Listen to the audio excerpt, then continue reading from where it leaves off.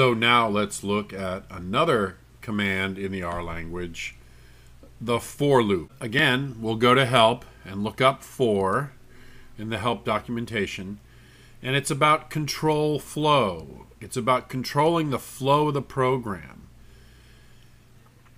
Here are a list of reserved words, words that are reserved as R keywords, words that cannot be used as variable names or function names.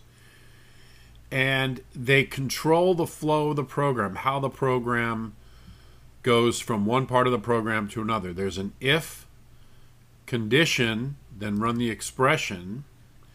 There's also if condition, then one expression, else another expression, so a decision based on a condition that's evaluated. The for loop takes a variable and runs it through some sequence. And the sequence is defined in the body of the for command. And the variable is also. We'll show you an example in a second. But as that variable runs through its sequence as defined there, it's used in the expression in the for command. There's a while command, a while loop, says while this condition is true, evaluate this expression.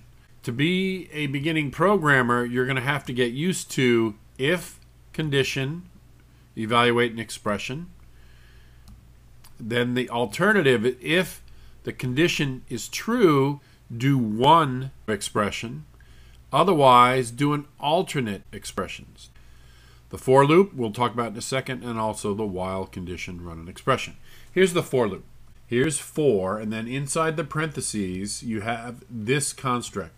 I is now a variable, and it's in a sequence from 1 to 10. So that's what this means here, variable in sequence. So for I in 1 to 10, so this loop would happen 10 times as I varies in turn from 1, 2, 3, 4, 5, 6, 7, 8, 9, 10. And what this function does is print this expression. I, which is described in the for loop, multiplied by 2. So if you understand the concept of the for loop, I is going to vary from the value in the sequence 1 to 10. And if I print I times 2 every time it goes through the for loop, what would be the output? Try to think in your head what the output should be before we run this basic for loop. Okay, I'll select it all. We'll hit run, and we'll see if your intuition was correct.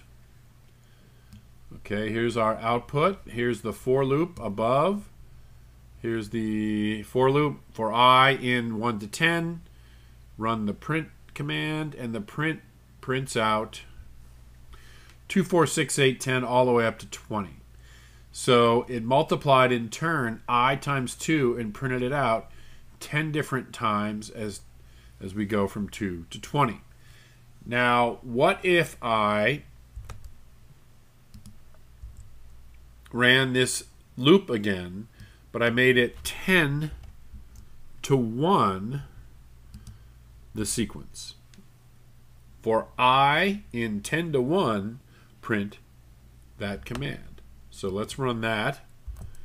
It goes backwards. It starts at 10 and goes down to 1. So it starts at 10.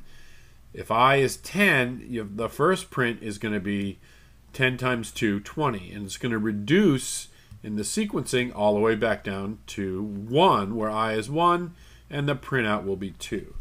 So I modified that just in the console to show you how you take a variable, I, inside the for command, and you run it through a sequence. You need the keyword in here for it to work. And then you do some expression. In this case, we printed something. So that's the basic for loop.